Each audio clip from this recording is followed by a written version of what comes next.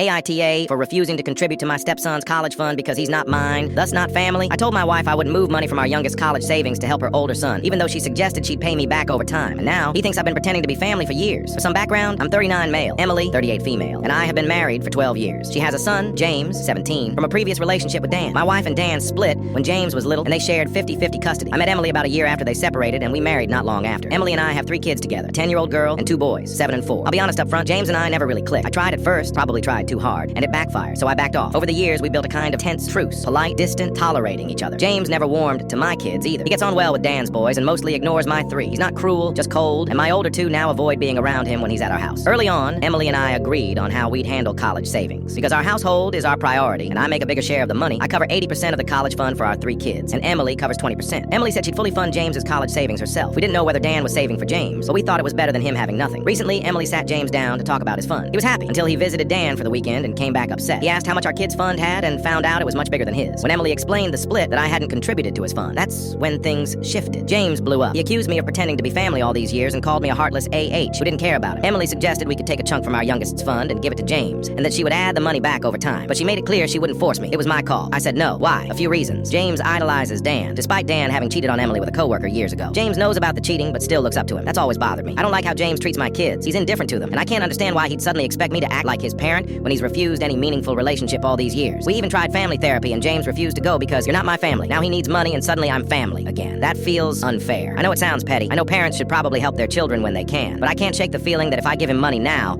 it will validate a relationship that was never reciprocal. It would mean taking from my youngest's future for someone who never made the effort to be part of our family beyond convenience. Emily's hurt and says she'll accept whatever I decide, but she's quietly angry that I won't help James. James thinks I've been pretending to care for years and now hates me for it. AITA.